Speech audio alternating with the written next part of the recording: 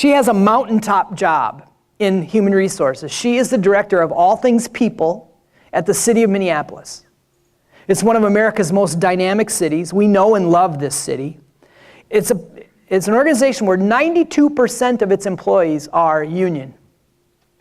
And it's also a kind of job that anytime something happens with people inside the city of Minneapolis who work in the city of Minneapolis, it seems like it ends up on the evening news. So it requires goodness. It requires a wide, free-flowing 7F's wheel to take on the responsibility and to be inspiring across so many different types of job categories. I think you're going to find Patience Ferguson to be fascinating, and I, for one, know that this is the type of person that I would hope that my children want to be when they grow up. Please welcome Patience Ferguson.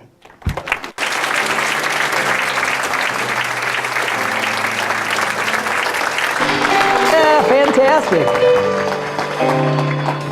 I don't even know what to say. Yeah, well, that's nice. Enjoy yourself. Well, thank you so much. Yeah, you're welcome. I am indeed honored and hope that I share something with you that helps you find your authentic self. I am deeply honored to be here. I can honestly say that it was never in my wildest dreams did I expect to be the Chief Human Resources Officer for the largest city in the state of Minnesota. It was not a goal of mine. But what I will say is that my life, my journey, and ultimately the voice that I have now and where I sit in the city is a direct reflection of the things that I've gone through. And it's my hope and my desire that while your journey and your voice and the things that you've done may be very different from mine, that hopefully something that I say will inspire and encourage you to find your authentic voice in the organizations that you lead and the relationships that you have. So for the brief time that we are together, I would like to indulge you, if you would. I'd like for you to come into my world. And I would have a couple of things I'd like for you to do, and that is to be fully present. Don't think about what you've got to do when you leave here.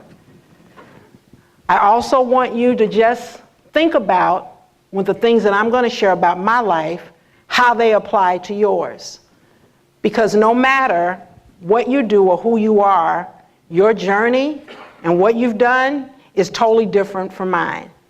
But the only thing that I can tell you is about my experience and my perspective, because that is how I found my true, authentic self. So can you do that? Great. So, first of all, I want to talk a little bit about my life. I grew up in Oklahoma City. How many of you people have heard of Oklahoma City? Some way, right? I grew up in Oklahoma City, and I grew up on the east side of Oklahoma City. And it was an African-American community, primarily African-American community. But what was different is that originally that community was all white. And once African-American people moved into that neighborhood, it became all African-American. And a lot of people don't really understand or know what really happened in my community, but I'm here to tell you a little bit about it. So in my community, many of you may or may not know this, but how many of you have heard of Kanye West? I know you have. Come on. I know you have. What you may not know is that Kanye West, his grandfather, was from Oklahoma City. Kanye West's grandfather died in 2013 at 98 years old. Kanye West's grandfather was a civil rights activist who helped integrate school counters in Oklahoma City and was a very successful businessman. Kanye West's grandfather raised 4 children in my community who went on to post-secondary education. Those are the kinds of people who were in the community that I grew up in. I can vividly remember my teacher, many of my teachers, Claire Looper being one of them. And she was a teacher. She had an undergraduate degree in math, and she also taught social studies. And she was a pioneer in the civil rights movement. I had people like that who spoke into my life as a child. I had a strong activist community who believed that it wasn't just about them, that they had an obligation because of people like me to make life better for people like me. So coming from a town, Oklahoma City, primarily African American, seeing people who were business owners, we had beauty shops in our neighborhood. Portwood Williams, Kanye West's grandfather, had a furniture store in my community. While we had people, we had Mr. Pendleton, who had an alcohol problem, but we also had Dr. Barkley, whose wife was a kindergarten teacher in my community, and who one day, because my father was very protective of me, he was a cab driver and a minister, he would literally drive me to school every single day.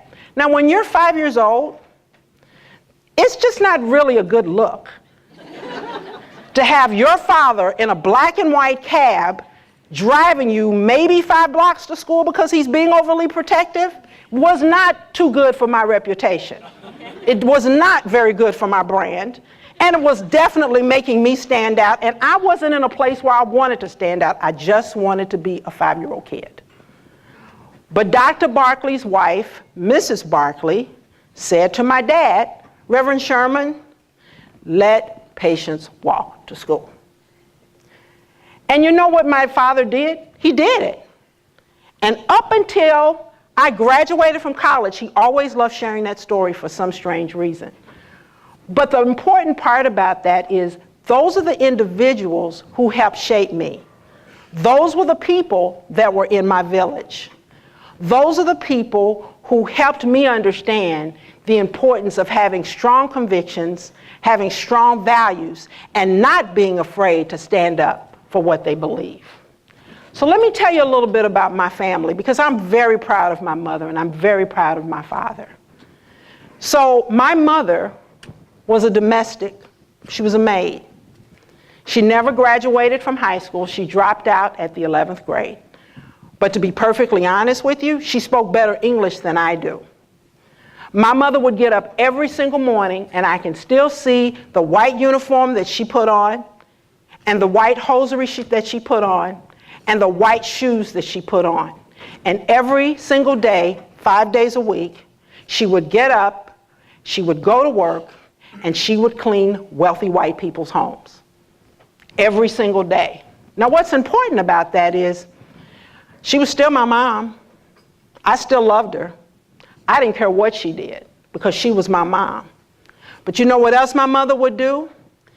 All the books, and the woman that she worked for, her name was Mrs. Sullivan. Her husband was a very successful corporate executive. My mother would take all the books that they would throw away, and she'd bring them home to me.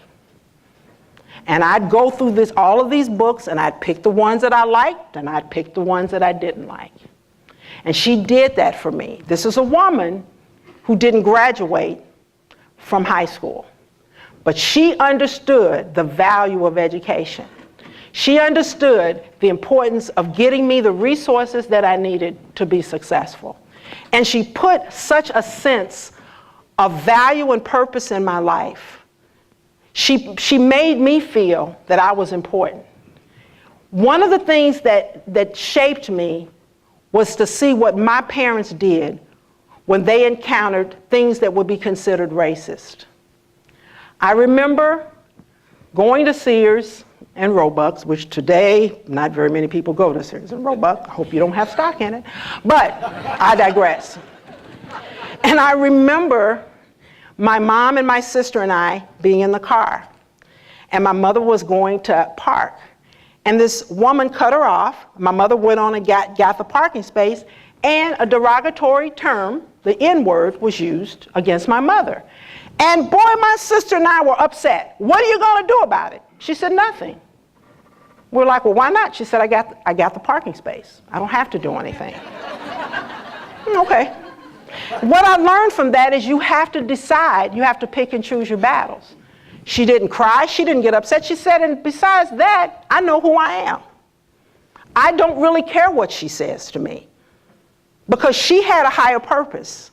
And part of her purpose was to get the parking space because her children needed clothes. This woman was not going to be the center of her universe. She knew that she was a strong African-American woman, and she really did not care at that point what that woman said about her, because she had a mission, she had a goal, and she had a purpose. So those are some of the things that I did learn from my mother. My mother did not have a college degree. My mother did not have a college education. But when she needed to advocate for her child's education, she didn't back down. She didn't back down one bit. So I learned at an early age, it didn't matter what a person did, it was the character they brought to the table. It did not matter what they did for a living, but are they a good person? Could they speak their truth? Could they walk in value? Could they walk in integrity? It didn't matter whether they made $100,000 a year or they made minimum wage. I was taught that you treat people the same regardless of what they did for a living. And I saw it modeled in my own family. So let's talk about my dad. My dad was a cab driver, and his nickname on the street was Preacher, right? Because he was a pastor, right? But my father knew everybody in the neighborhood. If we dated, he knew the uncle, he knew the grandfather. You couldn't go anywhere because my dad was Mr. Networker. He was the networking king. And so I learned the importance at a very early age of building relationships. The other thing I learned from him and my mother is that, you know what? Life is not all butterflies and bubbles. We are preparing you to live in a society where they may not like you because of the color of your skin. You need to understand that, and we need to give you the tools, we need to give you the resources, because we're not going to be with you for the rest of our lives. So we have to equip you to be successful. Let me give you an example of one of the things that my parents did for me that changed the trajectory of my life. But let me take a step back before I even talk about that. I mentioned that my neighborhood, we had small business owners. We had people who owned not grocery stores, we had people who owned beauty shops and barber shops. People who owned small businesses. I can still smell the barbecue at Pulliam's Barbecue that people would come and eat, and it was small businesses. So I saw that in my neighborhood. We had some of the best educational systems in Oklahoma City. So my goal in life was to go to Frederick Douglass High School because it was the best in athletics in that community. When our choirs at high school, when they would perform, every year they did an album. James Brown was a frequent guest in our community. So we were full of arts. The school was amazing. My junior high school, Robert F. Kennedy came to my junior high school. It was called John F. Kennedy High School. So it was named after his brother. So he came to my junior high school. Muhammad Ali came to my school. I was in the 8th grade, and they let us out so we could visit it. So I had such a rich history in this community, and I loved it. I couldn't wait to go to Frederick Douglass High School. I was there. I was going to do it. But something happened. The decision was made to move us out of our community, and that I was going to have to go because of desegregation. I was going to have to go to another school. And this is a school that really didn't want me. And they didn't want me because of the color of my skin. And my parents made a decision. They said, even though we love this neighborhood, even though we love this community, we're going to have to move. Because we are not going to put you in harm's way. We can't control what happens to you in that school. And people knew that if you went to that school, you could get beaten up. So they made a decision. I still remember, I was in the 8th grade going to the 9th grade, and they said, we're moving. And I was the only one in my family that did not get to go to Frederick Douglass High School, because that's where I wanted to go. And so my parents left that community, and we went to another small community. They did it for me. They did it, at this point, this was about the safety of their child. And they wanted to make sure that I had the quality of life that they felt I deserved. So I moved and went to another school that was a multicultural school. And so I had to, I left everyone. I'm like, what am I going to do? I don't know these people. Blah, blah, blah, blah, blah, blah. You know, and it was hard. It was very difficult. It was also difficult because the educational structure at this other school was different than my school. And I remember my mother going to one of the administrators and advocating for me to take a different algebra class. Now, this is a woman who didn't have a college degree or didn't have a high school diploma. But she went in and she navigated that system, and she said, my daughter wants to take that class. What are you going to do about it? They changed the rules. And so that changed my trajectory. Because guess what? I began to be around people who weren't like me. And I had to develop even stronger skills. I had to begin to learn how to become a bridge builder. But because my community taught me activism and racial justice, those values were still in me regardless of what school I went to. And so I made a decision that I was going to get out early. I thought, there's a system here, I'm going to work that system. So I did. I ended up leaving a year early. So why is that important? Because that's about my life. When I saw as a young child, Clara Luper, a strong civil rights activist, who said, stay home in support of the sanitation workers. And I was probably in the 4th or 5th grade, and I said, okay, I'm going to stay home. But here's the key piece about that. My parents supported it. My parents supported me staying home because I was taking a stand for what I believed in. And they did not. I just said, I'm staying home in support of the sanitation workers today. They were like, okay. And we did it. And I didn't do it because I was trying to get out of school, because I love school. But because of the people in my community and all the different things that I saw around civil rights and racial justice, this just didn't seem right. This wasn't right, and I was going to stay home in solidarity. And I went to school the next day. But what was so important about that lesson is my parents saw the beginnings of taking a stand for what you believe. My parents modeled courage. And so when they saw their young daughter doing it, they said, we're going to support you. Plus, I had a good track record. I was a good student. I love school. But because that was burning in me to take a stand for people who couldn't stand for themselves, my parents supported my decision. And the very next day, I went right back to school. Didn't balk. Because I knew that what I needed to do in that moment helped me. So going back to being in school and graduating, and then leaving my friends, going to this school that I didn't really know anyone, I started beginning to develop leadership skills. I began to develop negotiation skills. And I made a decision that I was not going to go the same educational track as my sisters who went to historically black colleges. I decided that I was going to go to a larger school. And once again, my parents supported my decision. But here's the key thing. I didn't have any money. I had none. So I had to come up, because my parents didn't know how to navigate the system, so I had to start coming up with a plan on my own. Because I said, okay, I don't have any money. I want to go to this school. What am I going to do? So I started looking for resources, and thank God I got them. I got a scholarship.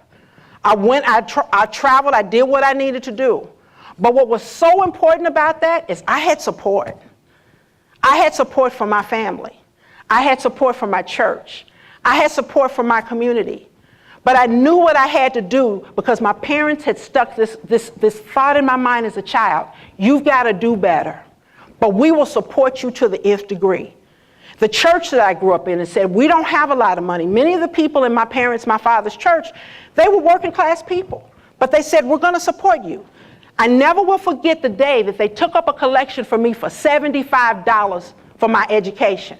$75. These are people who sacrificed for me. None of those people had college degrees. But what they showed me is we believe in you. And though we don't have a lot of money, patients, such as we have, give we you. And to this day, no matter how much success that I achieve, that $75 means more to me because it was given from their heart. And so I went on to school. I graduated from the University of Oklahoma with a degree in business. But the activism, so now we're going to go to the journey part, because the community put that spirit of racial justice and activism in my heart. And so when I went to OU, it kept coming out. I don't know, it just did. But now I had a new skill, and that was the skill of bridge building. So students at the University of Oklahoma, African American students, we made things happen at the University of Oklahoma. We did some wonderful things there. And I am so proud of the things that we were able to accomplish. We had speakers such as a Stokely Carmichael that would come, Wilma Rudolph, the first African-American tennis player. We had all these people that would come and speak in our lives. And we made some significant changes. So all of these different things that I went through as a child, all of the different kinds of things that helped me develop as a person, brought me to my voice. There are many other things that I can talk about. But what really helped me was knowing that I was loved, knowing that I was cared for, knowing that people had my back. And so then I was ready to claim my voice as a leader. And that voice for me is being authentic. I can't be you. I'm not trying to be you. If I want to laugh loud, I'm going to, because that's who I am. And so all of these things have helped shape me to be the leader who is authentic, who lives life with purpose and meaning, and hopefully, ultimately, helps other people learn how to lead with authenticity and meaning. So in closing, I just want to leave a quick quote with you. This is a song that has been the underpinnings of my life, and I'm just going to leave a few of the words. If I can help somebody as I pass along, if I can cheer somebody with a word of song, if I can show somebody that they're traveling wrong, then my living shall not be in vain. So thank you for your time, and I'm hoping that something that I said inspires you to continue to be your authentic and fabulous self. Oh my. Thank you so much. Thank you. So this image of your dad driving you to school in the cab. Yes. Yeah, that's really in my head. And then you said he let you walk to school. Yeah. That was formative for you. So here's your discussion question. What did your dad let you do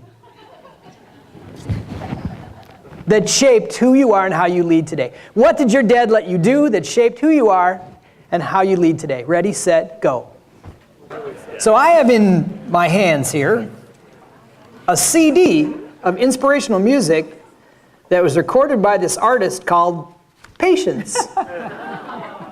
So you and I share this music thing in our lives. Tell me, I've many times have talked about my grandmother was an opera singer. Both my mother and grandmother taught music. All of my kids have gone to college on a music scholarship. It's who we are. Mm-hmm. How's the music alive in your life?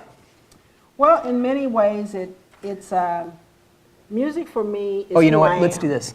Oh, This okay. is. Let me just do this. So, can you hear me? Mm-hmm. Good. Yeah. Music is who I am. Yeah. So, I do sing. I've had taken a hiatus just because of life. But, and then it's every day I have to listen to music. Every morning when I get up and when I work out, I have to listen to music. And depending upon the mood, it may be gospel, it may be rap, it may be jazz. But it's so much a part of who I am. It's part of just what I do every single day. I can't think of any day that I'm not listening to music or singing. Yeah, it's hard to imagine the Good Leadership Breakfast without Benny Weinbach, and that's the same exact thing. So thank you. Yeah, terrific. So you grew up with this dad who was a pastor, preacher, right? So how is your faith alive in your work? You know, my faith is alive in my work because I know that it's not about me. I know that I can't do my job if I don't have a strong foundation. And when things are off kilter in my own life, I have to check where my spiritual walk is. What's also important about that is, and the part that makes me so proud, is I see that also in my other siblings. I see it in my nieces and my nephews, and I see it in their children. Mm-hmm.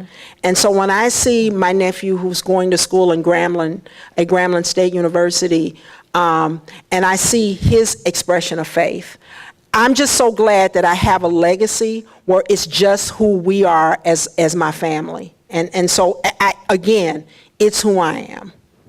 Outstanding. Well, if you were not the head of HR at the city of Minneapolis, what on earth would you be doing? I don't know. I mean, I just feel that where I am right now is where I'm supposed to be. It's where I'm supposed to be. So I can't envision where anything else that I do, because how my life is and how my career path has been, I've never had to look for a job. But I always know when something is going to happen. So for right now, this is what I'm doing. And when it's time, if and whenever that time is, it'll be time for the next journey. I thought maybe you were going to say you wanted to be Aretha Franklin or something like that. No, because you know what? I'm me and she's her. Okay, awesome.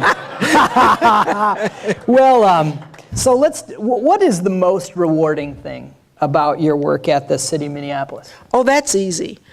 Because I have a strong value around courage and justice, it's making sure that we change the systems that allow people to do their best work. Mm-hmm.